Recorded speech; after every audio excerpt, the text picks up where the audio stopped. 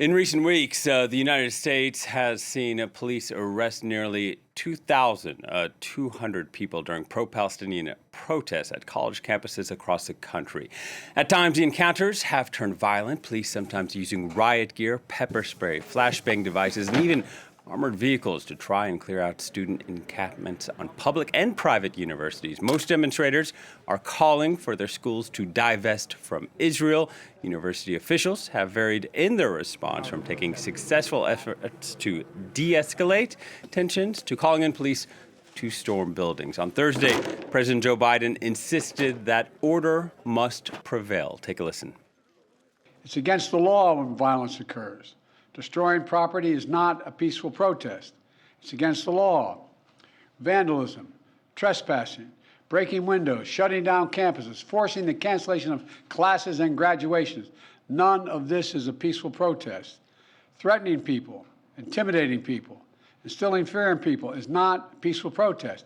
It's against the law. Dissent is essential to democracy. But dissent must never lead to disorder or to denying the rights of others so students can finish the semester and their college education. Joining us on the set, our foreign editor, Kedevin Gorgistani, also our former White House correspondent. Hello to you, Kedevin.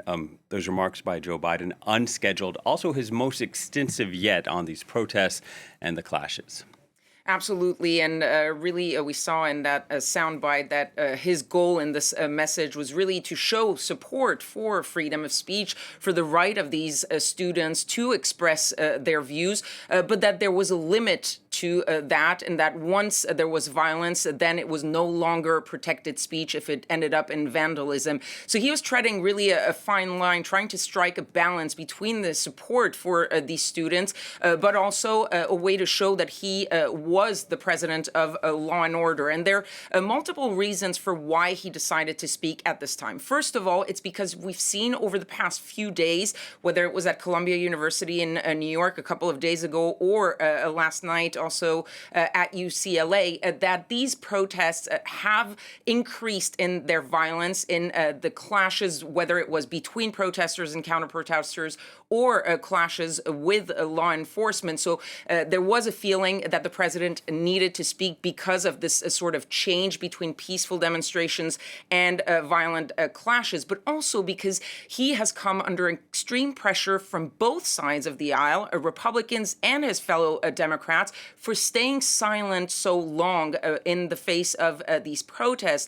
The right, of course, accusing him of being soft on law and order, on the violence happening at these universities, but also soft on what they see as some of these protesters expressing anti-Semitic positions in these protests.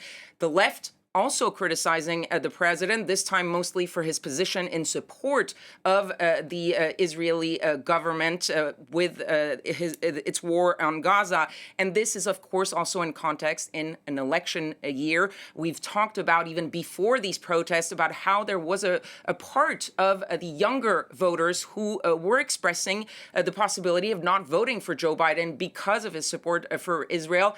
It has to be said, though, that this student movement, these protests, the violent part is really a small part of the larger protest. You mentioned 2,200 arrests over, it seems, about 40 universities. We're talking about thousands of universities in the United States, hundreds of thousands of students, and a lot of these protests have managed to remain very peaceful, including at places like Berkeley or Northwestern, who have a tradition of these student protests and who have managed to keep them very peaceful, at least for now. Yeah, and part of what you learn at higher education in America is to stand up to authority. And Kedevin, you and I have each studied at some of these institutions where these protests are playing out. And you mentioned there is a time-honored tradition of student protests in American democracy. Absolutely. And of course, there is this feeling of looking back at history and trying to compare these different types of movements. And one reason for that was the image at Columbia University when they stormed and broke into Hamilton Hall. You have to look back to 1968. This was the height of the civil rights movement, the anti-Vietnam War protest.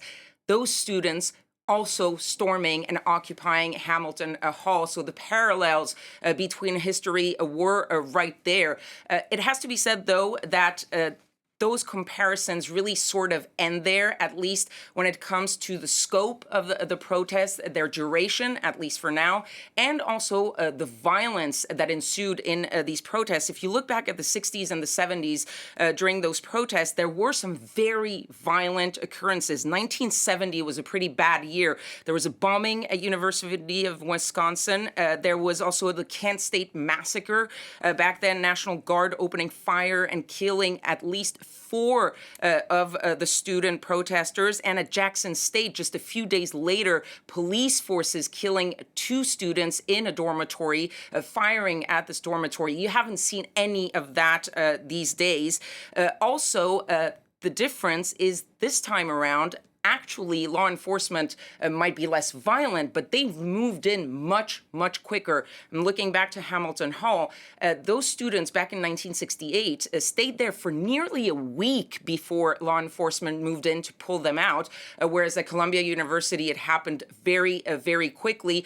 So at least for now, the parallels are a little bit easy to make. Experts are saying that the protest movement that is more comparable to what is happening right now was actually in the 80s, the protest against South Africa's apartheid policy.